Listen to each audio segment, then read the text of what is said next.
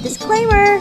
Please note that all opinions expressed by me and my guests are entirely our own and does not reflect those of any organizations, groups, or companies. So do take what you hear from here with a grain of salt, as you should with anything that you listen to or watch. Back to the podcast!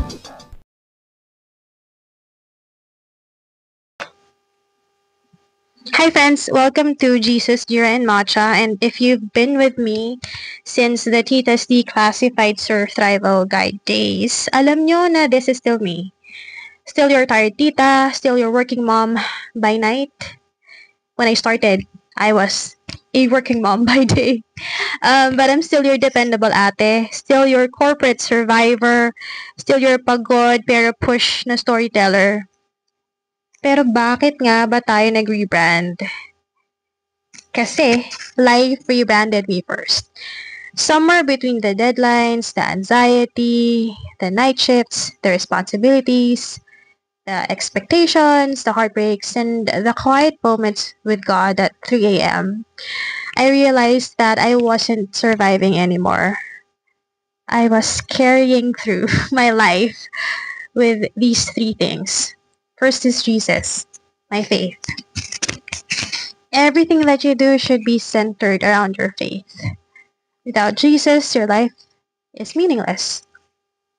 Next is Jira. It's a symbolism of my work, and if you have an experience as a project manager, you'll know that it is a tool for managing epics, tasks, and any tickets really. And matcha, it's because number one, I gave up coffee, and tea symbolizes my peace. And these three things became the pillars of my everyday surviving, thriving, and breaking silently. So, itong podcast na to, it did not change. It grew. Just like us. So today's episode, our first big one na episode after the rebrand, this is deeply personal. It's raw, it's heavy. It's something that I've been meaning to talk about for years. So this one is for night shifters, OFWs, nurses, security guards, call center people, not just agents, everyone working in the call center industry, riders or delivery people, bakers, factory workers, janitors, IT on-call people, or parents working in a different time zone, or for everyone who works while the world sleeps. Kaya, kung ikaw to, if you have ever felt unseen, exhausted, misunderstood, lonely at 3 a.m., or if you ever felt like you're living in a different world, this entire episode is for you. So sit with me, let's tell the truth, let's breathe, let's name the pain, and let's find gratitude hiding in the dark. And let's start with night shift, not just being a schedule or schedule, as our British friends call it. It becomes, night shift becomes an entire different life. For some reason, some people think it's simple. Panggabi ka lang, nag-adjust ka lang. Madali lang yan. Ano kung night shift, malaki naman yung sahod nyo. Diba? May mga ganong banat, diba? But, what they don't understand is this. You are literally forcing your body to survive against nature. Your circadian rhythm, yung circadian clock mo, which is the internal clock that keeps your heart, your hormones, your metabolism, your digestion, your emotions, your immune system, your sleep cycles.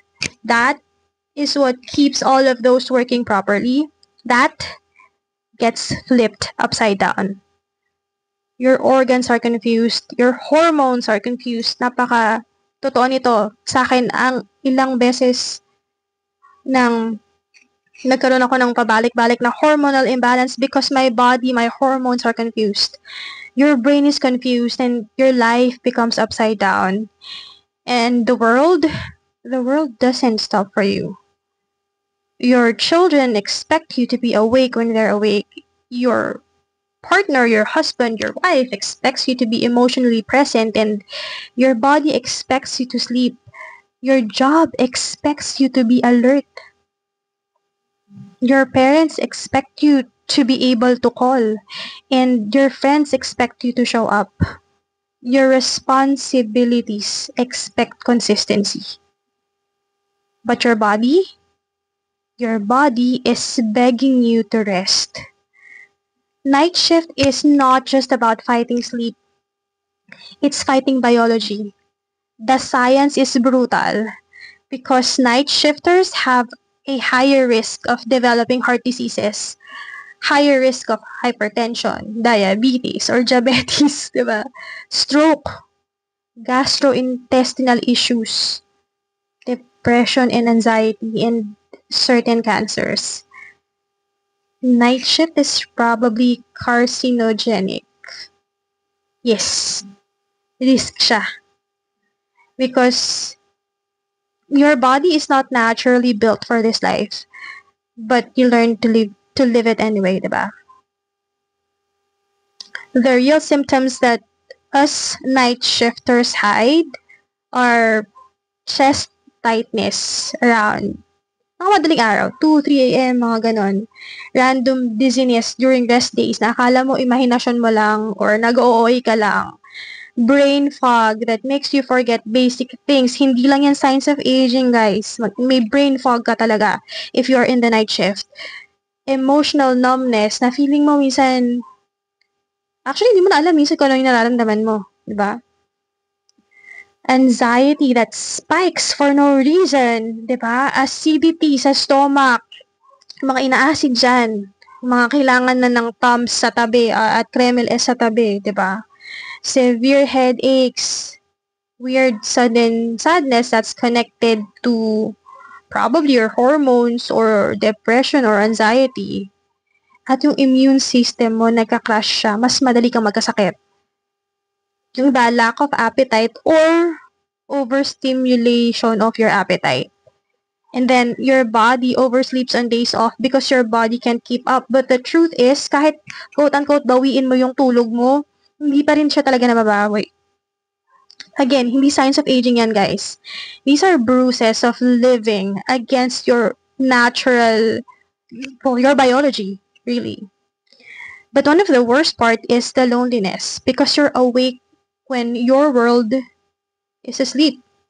It does something to your soul. There's a silence that feels heavy. There's a stillness that feels like pressure on your chest. There's a quietness that makes you feel like you're the only one that's awake in the world. Sa madaling araw, every insecurity feels louder. Every problem feels bigger. Every sadness feels deeper. You eat alone, whether nasa site ka or nag-work from home ka. Minsan, you eat alone, diba? You wake up alone kasi lahat ng tao sa bahay nyo is awake ng umaga. Ikaw, awake ka ng gabi. And you try to sleep while the world is noisy and alive and kicking. And then you show up to work, you don't even know that you're pretending that you're okay. This is the reality of the night shift life. And I don't think anyone talks about it enough. Except here on this episode. Today. So medyo mahaba-haba itong episode natin because this is really something that I'm passionate about. It's close to my heart. This is my reality. So I'm hoping na this message gets heard by people who actually need to hear it. Now, let's talk about the pain that's harder than the body aches. Not the hypertension, not the gastrointestinal issues, not the insomnia, not the dizziness. It's the tampo. Yes, that soft, small word, tampo. It becomes a knife when it's coming from the people you love. Night shifters, us, we don't just carry exhaustion. We carry misunderstanding. We carry the weight of people thinking na And this sucks. We chose work over them. We carry the guilt of being absent in moments where our presence mattered. We carry the fear that people think we don't care, that we're numb. And the truth is, you actually care too much. Kaya lang wala kang choice eh. Kaya nga masakit, diba? Yung anak mo, pag magtatanong, Ma, bakit wala ka kagabi? Mami, ba't wala ka kagabi? Bakit wala ka ng presentation ko? Why weren't you there during my dance, my intrams? Nasaan ka nung kailangan kita? Ganun, diba? Lalo yung may mga teenagers dyan, diba? Relate? Teenagers, preteens, even the small children, diba? Hahanapin kay. Ganun talaga pag nanay ka. Ganun talaga pag parent ka. Diba? Gusto mong sumagot na, anak, nandun dapat ako eh. Kaya lang, wala. Kailangan ko magtrabaho. And kahit sabihin mo sa kanila na para sa kanila yon, para sa future nila yon, minsan hindi nila naiintindihan. May mga nakakaintindi, oo. Pero, kahit naman naiintindihan mo yung isang bagay, it doesn't remove the tampo, diba? And what's clearing is that they see your absence, not your sacrifice. And that breaks you in ways that no one can understand.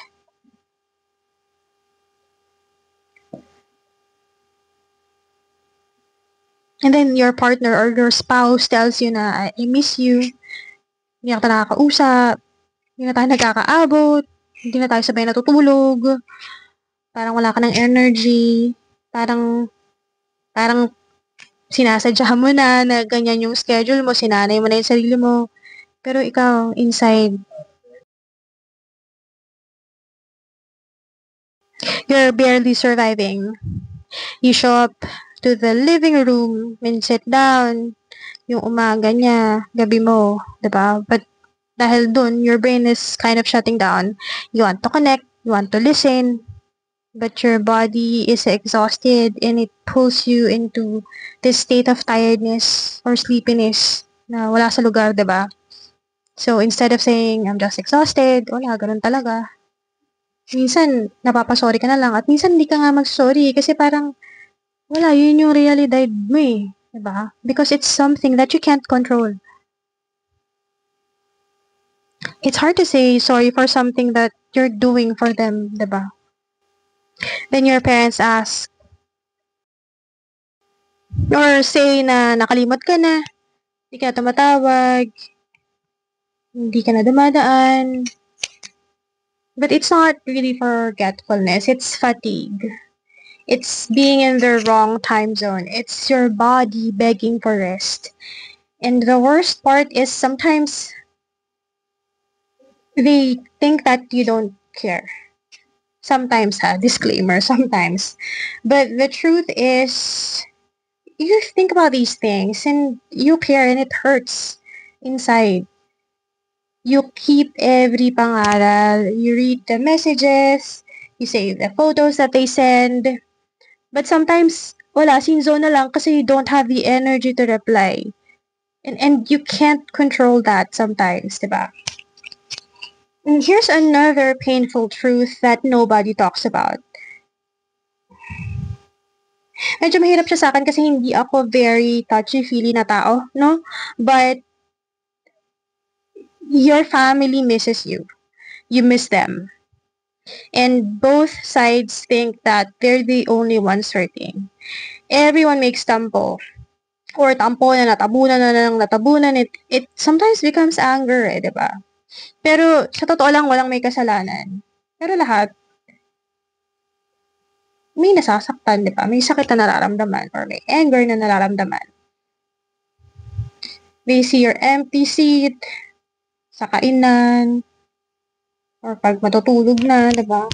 Your empty pwesto. You see the moments you missed. You know that they feel your absence and corny man, but you feel their longing. Diba? Kasi yung mga yan, tinitake for granted natin eh. Because it's an everyday thing, no? But it's a quiet tragedy. It's a tender heartbreak. And it's a kind of loneliness that lives inside the home. And sometimes you just wish that you could clone yourself. Isang version natutulog, isa nag-work, yung isa ginagawa yung mga dapat sana nagagawa mo kasama sila habang nagpapahinga ka, diba? Kaya lang hindi naman pwede. Kasi isa ka lang. Isa lang yung katawan mo. Isa lang din ang set ng 24 hours a day. Diba? And night shift takes a huge portion of your waking time away from the people you love and away from yourself. And what people don't see is that the family tampo, it's not just hurt feelings, it's grief, it's real grief. Grief for moments that you'll never get back, grief for moments that you weren't a part of, grief for milestones that you missed, and grief for the version of you that existed before your life became upside down. And the hardest part is that you've learned to hide that grief so that they won't feel guilty for feeling hurt, diba? So in the end, everyone is hurting silently and everyone is trying and everyone thinks they're alone. Pero today, sa episode na to, you are not alone. Nagkakasama tayo. And I don't mean to sound ungrateful. I am happy, grateful, thankful. I'm happy that I am in a job that I can use my talents, my experience in a job that I actually enjoy. I'm just really talking about something that people don't often talk about. Ranting or about these things about a night shift doesn't take away the fact that I am grateful, thankful, and I'm happy that I have this job.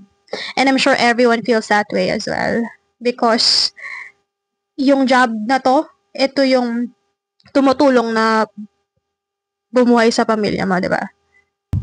And can I just say that some night shifters are the best actors in the world because the most common sentence you say is, okay lang ako, kaya pa, okay lang yan, I'll be okay. But the truth is, you're anything but okay. You say it so much na naniniwala ka na, diba? And here's what the I'm okay actually means for night shifters. It means I'm tired in a way that sleep can't fix. And as our bodies age, ang hirap na rin makahanap ng tulog, diba? Okay lang ako also means my body hurts in ways I can't explain again, guys. Well, signs of aging din siya, sa totoo lang, diba? But, contributor din ng night shift, diba? Okay lang ako can also mean that I'm overwhelmed but no one can take my place. It can mean I'm lonely but I don't want to bother anyone. It can mean I'm breaking but I can't stop. And the body keeps the score. Your exhaustion has a cost. Your silence has consequences. And you look okay because you've learned to mask the pain. But underneath, your health is hanging by a thread, unfortunately. Night shifters experience things that most people dismiss, like random chest tightness at 2 a.m., 3 a.m., basta madaling araw. Breathing suddenly feels heavy. May headache ka, minsan naglalast siya for weeks. These are the symptoms that we talked about earlier in addition to, I'm not sure if you've experienced this, but I sometimes experience this, yung panic attacks na bigla-biglang nagkaka-panic attack without warning, without reason even. Tapos kahit pagod ka na, minsan di ka makatulog. Kahit na kung nung kabataan mo is masandal tulog ka, masa ka, diba? So, ayun nga, may brain fog ka, may memory lapses ka, minsan nakatunganga ka na lang, ganun na lang, diba? You forget conversations that you had, tapos sasabihan ka na, hindi ka nakikinig eh. Kaya lang, nakalimutan mo na. Yung details na dapat alam mo, nakakalimutan mo. Because night shift plays with your brain in ways that you don't even notice until it's too late. So, nakakatakot siya. Diba? People see you smiling, people see you laughing, people see you showing up, people see you attending gatherings, playing with your kids. Pag naka-video call ka, di ba, animated ka pa. But they don't notice that there's a heaviness behind your eyes. Your hands shake. Your thoughts drift mid-sentence. Nagte-trail off ka, nagte-trail away yung mga sinasabi mo. Oh, to sakto. You inhale deeply before answering. Nakagawa ko lang, diba? And your body slumps the moment that people look away. Your energy crashes like a wave. Mag-coffee ka man o hindi. And sometimes your smile fades the moment you're alone. Your body might be collapsing in slow motion, but because you function, because you show up, people assume that you're fine. Because night shifters have mastered the art of looking okay while falling apart. Sometimes night shifters, because of the stress that their body is feeling, that they sometimes don't notice, diba? May mga tao na cry quietly, stare at the wall because your brain is too tired to think. You feel irritated at small things. Nagsusungit ka na kahit ayaw mo, kahit masayahin ka talaga nung una. But we feel these things not because we're ungrateful, but because our bodies are running on fumes. We get moody because, not because you're actually, minsan because you're mataray, but it is also because your hormones are out of sync. And you feel distant, not because you don't love your family or your friends, but because you're dissociating from exhaustion. You're not dramatic. You are burned out and you don't even want to admit it. And your burnout is not laziness. It's biology, guys. And the worst part is you push anyway. You push because your kids need you, your family needs you, your partner, your husband, your wife, they need you, di ba? Your bills need you. Hindi ka Disney princess, te, at hindi ka rin heir ng mga pinupunta ng tax natin. Your family relies on you. Your future depends on you pushing. Because deep down, you want a better life for the people that you love. So, when your body says stop, you keep saying na, hindi, kaya pa yan. Kaya pa, konting tiis na lang. Because you survive on endurance, not energy. You survive on responsibility. Sometimes because of motivation, sometimes hindi. And you survive on love and not rest. And ito pa, ang isang medyo may kurot sa puso eh. Sometimes you are there physically but not mentally, diba? You sit at the dinner table, you only hear half the conversation. Your child tells you a story but you can't keep up. Your spouse asks about your day, tapos autopilot na yung answer mo. Nakaka-canned response ka na, te. Your parents, they try to connect, but your mind is floating in a fog. And it's not your fault. You're not absent because you don't care. You're absent because your body is screaming for rest. And your brain is operating on emergency mode, flight or fight mode ka na. You hate yourself for it, but you can't help it. Because you're there, but you're not fully there. And there are moments when you mentally fall asleep mid-sentence. You cry because of something small. Yung isang araw, naiiyak ako sa inis kasi hindi ko makita yung kapares ng tsinelas ko, guys. Nakakayamang aminin, but it really happened. Then you snap because you're overstimulated. You avoid calls because you're too tired. Well, in my case, it's also because I am an introvert. But then you feel guilty for missing these calls, these messages. Titignan mo lang yung phone mo, hindi ka makareply. You forget birthdays. And in my case, sometimes I forget what day it is. Iba nakakatakot. And you lose motivation to do the things you love. Kaya nga yung series na ginagawa ko, yung Color Mass, I'm trying to keep it up every day while the iron is hot because one of the reasons kung bakit minsan hindi ko napapagpatuloy yung gusto kong gawin is because I lose motivation. And in my head, I could be doing something else. And worse, sometimes I think that this personal time that I'm spending could have been used to do something for work. And you feel like you're losing pieces of yourself shift by shift. And yet, you have to wake up and show up and keep going because kailangan laban para sa kinabukasan. And that's why this episode matters because today or tonight, kung anong oras mo man ito napapakinggan, your pain is finally allowed to exist. I see you.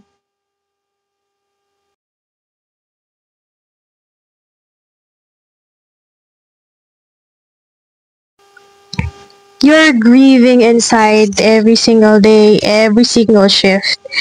But you're not grieving a person, you're grieving moments.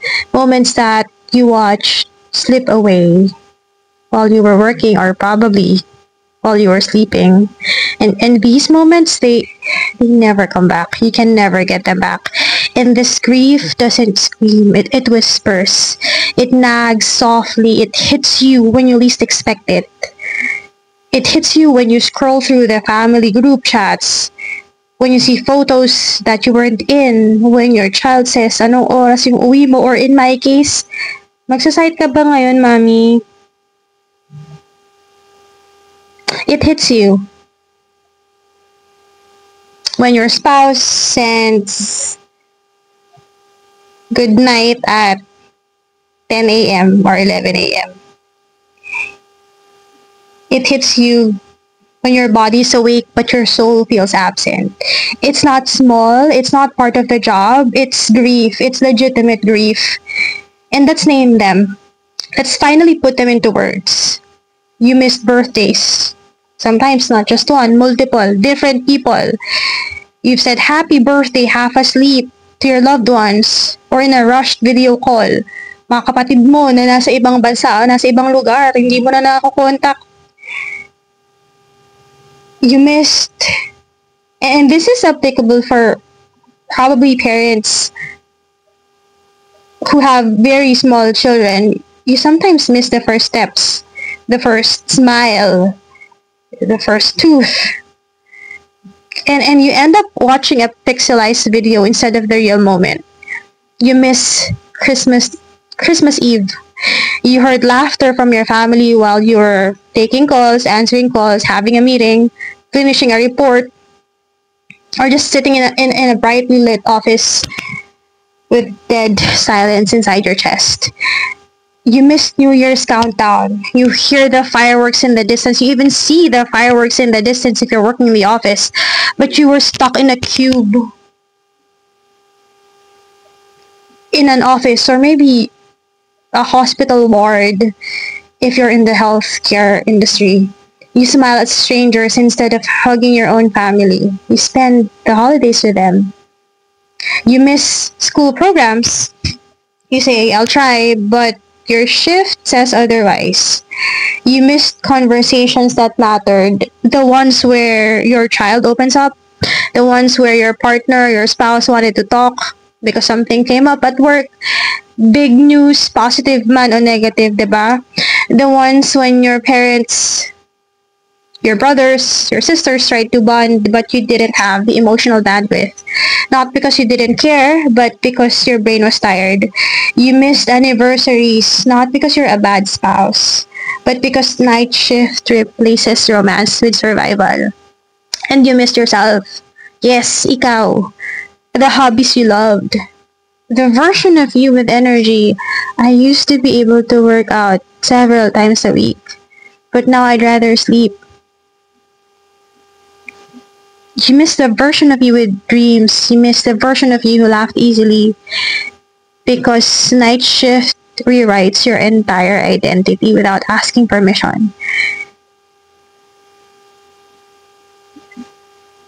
You sat at the dining table, but your eyes were heavy. You hugged your child, but your mind was foggy. You went to church, but nothing registered. You attended a gathering, but you felt like a ghost in the room. And people thought, ang tahimik mo okay ka lang. Sungit mo Oh, wala ka ba sa mood? But the truth is, your body was fighting sleep and exhaustion. Your brain was fighting burnout. Your heart was fighting guilt, and your soul was fighting loneliness. You weren't absent because you didn't care. You were absent because you're surviving. Being a night shifter means living a life that never aligns with the people you love. Pero na lang kung lahat kayo nasa night shift, Buong angkan mo naka night shift. But if not, you are always in the wrong time zone because your family is awake while your body is shutting down. Your work is demanding while your heart is longing for home. Your child wants to play at 8 a.m. but your energy is gone by that time kasi EOS na, diba? Your spouse wants to talk at night but your morning is just starting. May meeting ka na. Your parents want to see you on Sundays. Kaya lang your body is crashed from the week. You want to rest when the world is loud. You want to bond when the world is asleep. You want to show up, but your biology is not biologing.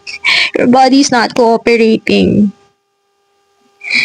Schedule ng family mo looks like this. They wake up, they eat breakfast, they go to work or school, they eat dinner, nagbabanding muna sila together, and then they sleep. Schedule mo, tulog, try to wake up on time, drag yourself to work, survive the night, you eat alone, and then you try to sleep again. They live in the daylight. You live in the after hours. They live in normal time and you live in shift time. And this mismatch, it breaks relationships. Sometimes it does. Break relationships slowly. Not because there's no love, but because the clocks are not aligned. Your workplace expects you to be alert, to be energized, to be accurate, to empathize, to be efficient, to be professional. Your family expects you to be present, to have a conversation, meaningful conversation with you, for you to be able to give affection, patience, understanding, and energy. But your body is expecting sleep, silence, alignment, and hopefully the time to be able to repair. Your body says, please rest. Your heart says, be present. Your job says, log in. Your family says, we miss you. And in the middle of all that, you choose love, responsibility, sacrifice, and you choose them. Even if your body is falling apart, even if your emotions are exhausted, even if your memories of holidays are blurry because you're always tired, you choose them. You will choose them again and again and again. And sometimes you forget what holidays feel like. Lalo ngayon. Papalapit na naman ang Pasko at bagong taon. You forget the feeling of Christmas Eve because you were always on shift. Not everyone is fortunate enough to not work during these days, holidays. You forget the noise of New Year's Eve because you were in an office. You forget what it's like to wake up refreshed because your morning is everyone else's midday. You forget how weekends feel kasi parang ang bilis. Kasi your rest days don't align with life. Parang mas mabilis siya na natatapos because you have work ng Saturday morning. Diba? And your body forgets what it feels like to not be tired. And the saddest part, or one of the saddest part probably, is you forget how to live in daylight. Kasi vampire ka na, congratulations, nag-transition ka na. Hindi. But it's because you lived too long in survival mode.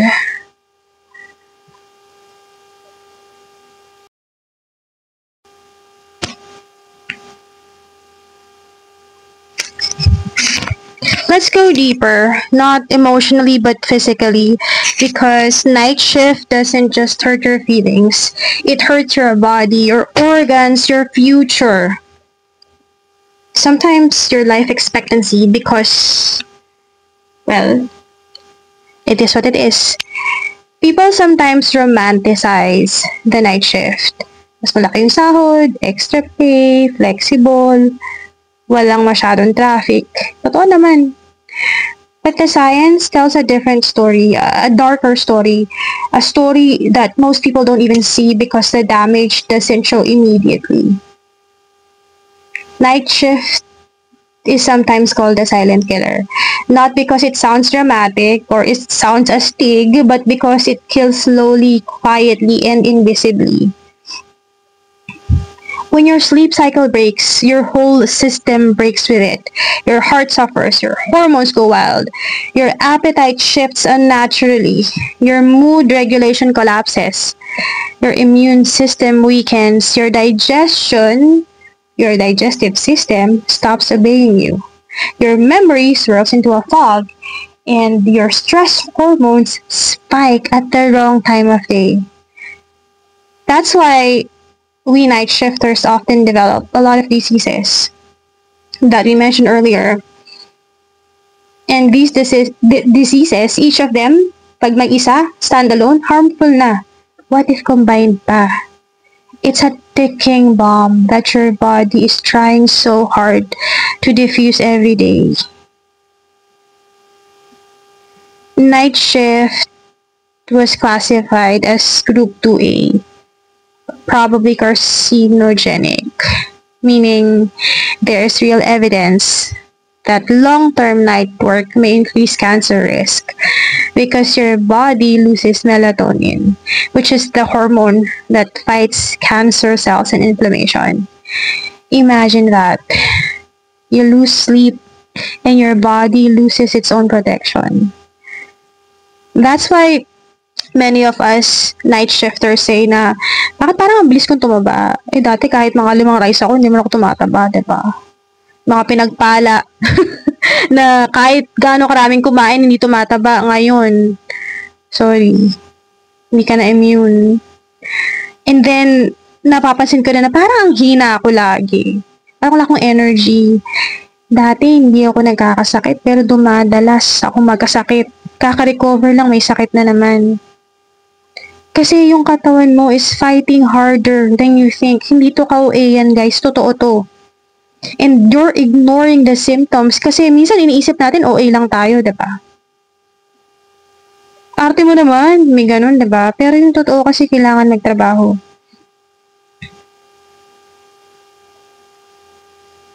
And let's talk about things that us Filipino night shifters actually experience. These are some of the things that we pretend are connected to being on the night shift. A nurse na nag-collapse after a 16-hour duty quietly blamed it on exhaustion. Pero yung totoo, her body gave up after years of flipping sleep cycles. A BPO agent who developed hypertension at 29, nangyayari to. Nangyayari talaga to. Tapos 29 pa lang siya. Kailangan na niyang mag-maintenance. At 29, dapat ang dami pang energy. Kahit pa paano makakain mo pa dapat yung gusto mong kainin pero hindi. At ang masakit, itong 29-year-old na to na nagme-maintenance na, hindi na niya maalala yung last Christmas na kasama niya yung pamilya niya. A security guard na nagka-ulcer dahil puro kape at malalamig na pagkain ang kinakain niya sa gabi. Iniisip ng mga anak niya na ayaw niya silang kasabay, pero hindi. Pagod lang siya. Pagod na hindi na nakakain. Wala nang ganang kumain. How about a caregiver abroad who fainted in the bathroom because she has not slept properly or slept properly pala. O, di ba narurong grammar na ako because of the night shift, char. In 4 days. Pero totoo to, di ba? And bakit nangyari yun? Due to shifting schedules. An OFW who missed every single Christmas for 7 years. 7 years. Kasi, nasa different time zone siya. Imagine this OFW's child saying na, Dad, hindi ko na maalala yung last time na nakasama kita nung Pasko. Nung sinabi sa kanya to ng anak niya, imagine mo napaiyak siya. Kaya lang wala siyang choice. Pagkaiyak niya, wala na siyang magagawa kundi mag-report sa shift niya. A mother, a father, tita, tito, lolo, lola, a night shifter who had a minor heart attack at an early age. Tapos sasabihin ng mga tao sa paligid nila na akala nila pagod lang. Yung pala hindi. A call center agent who experienced panic attacks but kept saying na okay lang ako. Tapos, they ended up in the ER at 4 a.m. because hindi na siya makahinga. And these are not rare stories. They are not published every day. Hindi siya binabroadcast every day, but they happen, and these are daily realities. And maybe some of them are your stories. Maybe you lived these moments, but you never dared to say them out loud. So, today, I said them for you.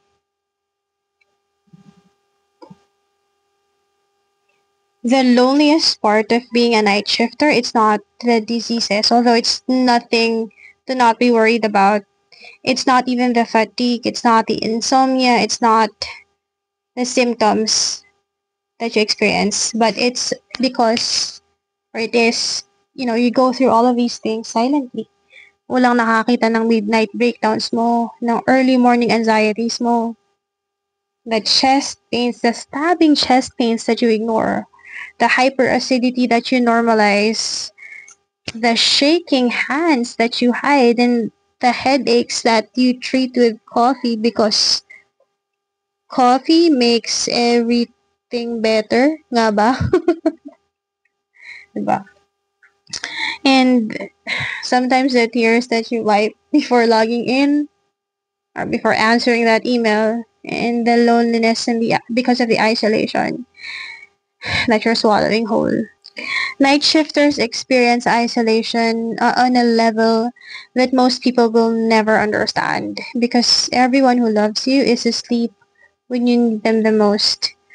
When you feel overwhelmed, when you feel lonely, when you can't breathe, when you're spiraling emotionally, when you want to share something, and when you need comfort, tulog sila. So, you learn to comfort yourself. You learn to fight alone, to cry quietly, to break quietly, and to recover quietly. That's why night shift is a silent killer, not just physically, but emotionally. It's killing your sense of community, your sense of presence, your sense of connection, and moments that you'll never get back. But despite all of that, the risk for the diseases, the loneliness, the misunderstanding, the guilt, the grief, the exhaustion, the missed moments, the physical and emotional pain. Despite all of that, you keep going because you keep choosing your family, your responsibility, love, hope, and you keep choosing to have the opportunity for a brighter tomorrow. Night shifters are warriors. Not loud warriors and not dramatic warriors, but quiet warriors. Because they fight battles that no one sees. They win victories that no one claps for. They are the kind of warriors that hold families together at the cost of their own energy. They work in the dark so that the people they love can live in the light. But let's shift. You know what else nobody talks about? They don't talk about the life you quietly built in the dark. Everyone talks about the sacrifices. Everyone notices what you missed, but no one steps to acknowledge, or stops rather, to acknowledge what you created because of those sacrifices. Because despite all of the exhaustion, the heartbreak, and the loneliness, your night shift years turned you into someone extraordinary. And we'll also talk about that today.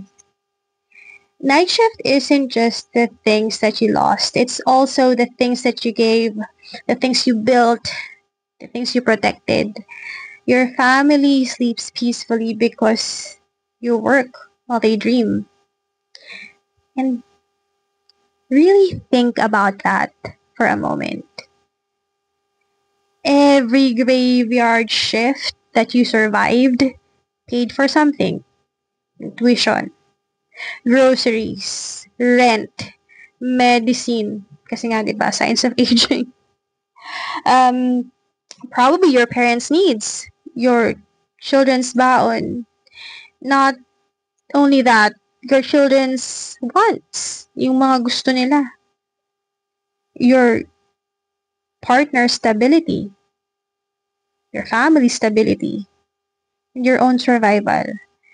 You built a life in the hours that nobody saw, except yung mga pareho mong night shifters. And you showed love in the quietest way possible, through tired eyes and a steady paycheck, a consistent presence that your family never had to worry about. You gave them stability even when you yourself felt unstable. You gave them comfort even while you slept in discomfort. You gave them the future even when your present was hard. And they don't see that, but God does. And deep inside, you know you do too. So let's switch the lens. Instead of counting what you missed, let's count who you helped. Think about that co-worker who survived the shift because you took the escalations. The customer that you were able to calm down when they were panicking. The patient who felt safe because you were the one watching the monitors. The entire building that slept safely and securely because you stood at the gate. The families who ate because riders deliver at 1 a.m. The businesses that stayed alive because BPO agents, they answer calls from around the world. Your family who got an education, a home, a future because you took the night shift. And yes, you may feel small, but the ripple effect of your sacrifice is huge. You changed lives in ways that you might have not realized. You held things together without applause, without spotlight, without Instagram perfect moments, and without I'm proud of you messages or yung tarp ba? Di ba yung mga nagpapatarp minsan? Graduated, summa cum laude, yan, laki ng tarp sa gate nila. Walang ganon, di ba? But you changed lives silently. So, switch gears ulit tayo. This part now that we are going to talk about is not about pain. It's about power. So let's talk about a strength that only night shifters develop. Number one, resilience. Because you handle stress half asleep better even than some people who are fully awake. Number two, you have empathy. Because you've seen people at their worst hours. You know na how to stay calm even when others crumble or feel the pressure. You develop endurance, number 3, because you learn to push through exhaustion without losing your humanity. Number 4, you develop adaptability because your body and your mind adjust in ways that other people cannot even imagine. And number 5, you develop soft strength, not loud strength, not the bragging kind of strength, but the quiet, powerful strength of someone who keeps on going even when it hurts. And here's the most beautiful part of it. Night shifters love harder because they know what sacrifices feel like. You don't love in words, you love in effort. You don't show love in gifts, but you show love in consistency. You don't prove love through big gestures. You prove love by showing up. Shift after shift after shift. Your sacrifices are the backbone of your family's comfort. Your tiredness is the thread that holds someone else's world together. Your night shift is not just a job, it's a calling. It's a ministry because it's God-given. And if it's God-given, there is a purpose. You are building something, even in the dark.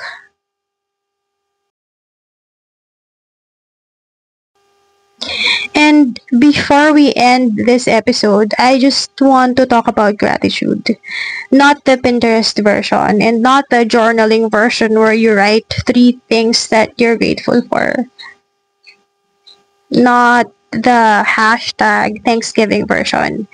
Because I'm not talking about the kind of gratitude na you learn or like you say because the season calls for it. I'm talking about the kind of gratitude that you learn in the middle of the night while everyone else is sleeping. The kind of gratitude that feels like a lump in your throat. The kind that's born from exhaustion, sacrifice, and love. And the birds are agreeing with me. But let's be real. It's not yet Thanksgiving week. Di ba? Nag-agree yung mga ibon sa background. Hindi yung sound effect Totoong mga ibon yan, guys. But going back, it's not yet Thanksgiving week. Not quite. Wala pa tayo doon as of recording date. And honestly, even if it was, your life doesn't always have to feel like a holiday. But, we are giving thanks because, well, not because, rather, everything is perfect. Not because you have a lot, not because life is easy, but because kahit ang daming kulang, ang dami pa ding natitira. Ang dami pa rin na meron ka. Here's what gratitude looks like for night shifters. It's not a grand moment. It's not a perfect scenario. Sometimes, it's just waking up and saying, Lord, thank you. I survived another shift. Or driving home at sunrise thinking na, Lord, thank you kasi nakauwi ako ng safe. Or finally lying down at 8 a.m. whispering, Lord, thank you. May kama akong uuwian. May pamilya akong naghihintay. Feeling Disney princess ako. Commercial lang dahil sa mga ibon na nasa background ko. Again, totoong mga ibon yan. So, feeling ko si Snow White ako, no? Yung mga kaibigan kong ibon or Sleeping Beauty, mga kaibigan kong ibon, binibisita ako. But, yeah. Thank you. Pasalamat tayo kay Lord. Kasi, ang daming meron tayo. Andito pa din yung pamilya natin. Kahit minsan hindi nila nagigets what we're going through, even if minsan nagtatampo sila or nagagalit.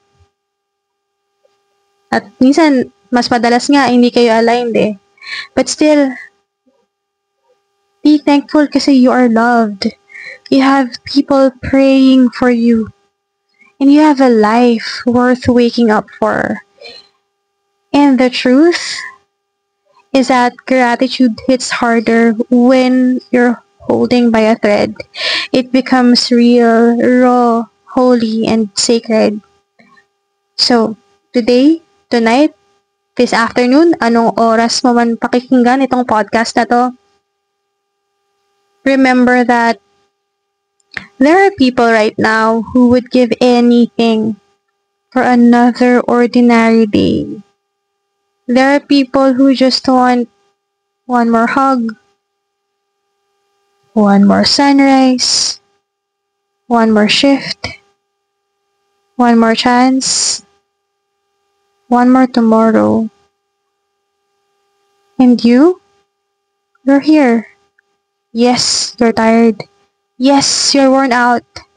Yes, you're emotionally unstable. But you're here. You're still breathing. And if you're still breathing, God's still working. You are surviving. You're living through storms, the literal ones and the emotional ones. And that is worth being thankful for. Kahit hindi perfect ang finances, kahit na the math isn't mathing right now, kahit pagod ka na, kahit feeling mo hindi ka napapansin, you can still say na, Lord, hindi man ako mayaman, but I know I'm provided for. Hindi perfect, pero sapat, because you meet all of my needs. Hindi madali, pero may bukas pa. Because gratitude is not about abundance, it's about survival. It's about noticing that things stayed even when so much was lost. Every sacrifice that you made in silence built something louder than you think. Every missed moment created a safer future for someone that you love. And every lonely sunrise paid for something important. Every tired commute kept your family afloat. Every quiet tear was proof that you care deeply. That's why today, we're not just giving thanks. We're giving meaning to every pain. You're not alone. You're not forgotten. And your story deserves to be heard. So today, I want to share something not for clout, not for validation, but so someone out there who is breaking the same way will feel less alone. And that has been and will always be one of the goals of this podcast. Message me, comment on the post, or DM me your night shift story. Tell me your everyday moments. Tell me what keeps you going. Tell me what you're thankful for. Kahit maliit, kahit simple, kahit mahirap. Let's share stories because there's someone out there who needs your light. Who knows your light might be able to guide them through their dark shift. And if wala pang nakakapagsabi sa'yo today, especially if you're having a particularly bad day, nasan ka man, sino ka man, basta gumagawa ka ng mabuti at ginagawa mo yan para sa pamilya mo, proud ako sa'yo. I know you're doing your best. You are doing enough. You are loved, even when you feel invisible at times. So this is Jesus, Jira, and Matcha, your safe space in the dark, your warm cup of comfort at sunrise, and your reminder that even in exhaustion, there is grace. Thank you for listening. Thank you for surviving. And thank you for staying. And thank you, Lord, for another day. I'll see you on the next episode. Take care.